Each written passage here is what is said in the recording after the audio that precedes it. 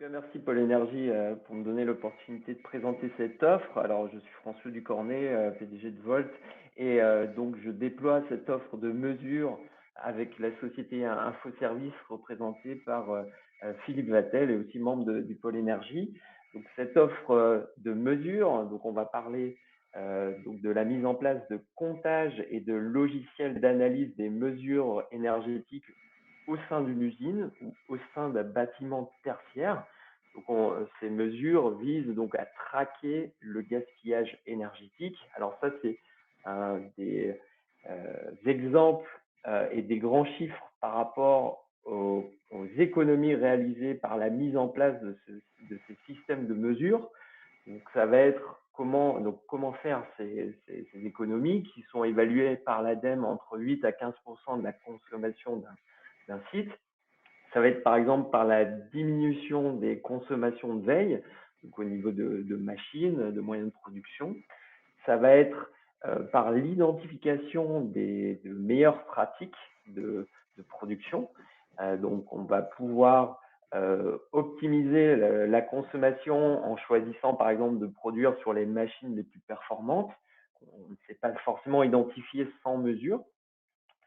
Un des aspects permettant des économies, c'est aussi de pouvoir maintenir des performances de production dans le temps. Par exemple, si on prend une presse dans la plasturgie, s'il y a une résistance qui vient à lâcher, on va avoir une anomalie dans la consommation d'énergie de la presse avec une alarme associée qui va permettre de prévenir l'équipe de maintenance d'un problème et donc aussi de prévenir euh, des, euh, des productions qui seraient ou des lots de produits qui ne seraient pas à la qualité escomptée. Donc, il y a un aspect purement énergétique, mais il y a aussi des aspects de maintenance et de qualité produit.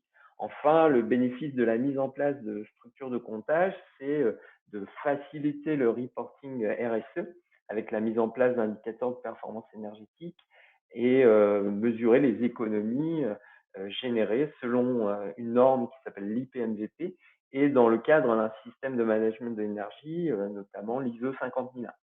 Donc on voit que les systèmes de mesure permettent des temps de retour entre 2 et 3 ans, encore une fois, selon l'ADEME. Et ça, c'est des exemples en fait les schémas de graphes et de reporting que le logiciel va pouvoir apporter aux différents types d'utilisateurs, que ce soit des directeurs d'usine ou des responsables de maintenance. Donc, slide suivante, s'il vous plaît. Donc en fait, notre offre, c'est un accompagnement dans la durée autour de la mise en place de ces systèmes. Donc ça va être soit des services ponctuels, soit des services sur abonnement avec des contrats de service. Donc c'est une offre modulable, c'est-à-dire qu'on peut intervenir sur une des lignes de service ou plusieurs lignes de service, que ce soit dans la phase projet, donc avant la mise en place du système d'information, ou faire même de la maintenance et de l'amélioration de système. Si on a mis en place des compteurs, nous, on peut intervenir pour rajouter des compteurs et améliorer le système en place. Donc, les lignes de service, ça va être bien sûr en projet de définir l'architecture du système, qu'est-ce qu'on va mesurer, quels composants on va choisir. Donc, c'est ensuite fournir ces composants paramétrés et aider les électriciens. Donc, ça, c'est quelque chose que nous ne faisons pas. Nous n'installons pas directement les compteurs, mais en tout cas, on va aider les électriciens à faire ça. On va aider aussi les utilisateurs à paramétrer le logiciel et nous allons pouvoir aussi superviser la qualité des données générées. C'est un point clé dans notre offre. C'est pas faire uniquement du one shot, ça va être vraiment de vous accompagner dans la durée pour avoir une donnée de qualité et donc du reporting de qualité. Donc, la dernière slide. Nos références sont nationales, sont multiples, aussi bien dans l'industrie que dans le tertiaire. Par exemple, à Aperam à Iceberg, on aide Aperam à mesurer sa performance énergétique sur ces différentes lignes. Chez Microsoft, c'était plus un environnement tertiaire pour faire du reporting énergétique. Pourquoi maintenant? Il y a des réglementations, décret tertiaire BAC, il y a l'augmentation du prix du kilowattheure. Et puis, pourquoi maintenant? Parce qu'il y a des aides importantes cette année pour financer ces investissements.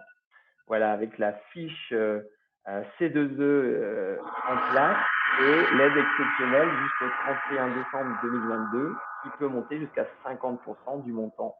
Je vous remercie et dernière slide, voilà, François Ducornet et mon partenaire Philippe à votre disposition.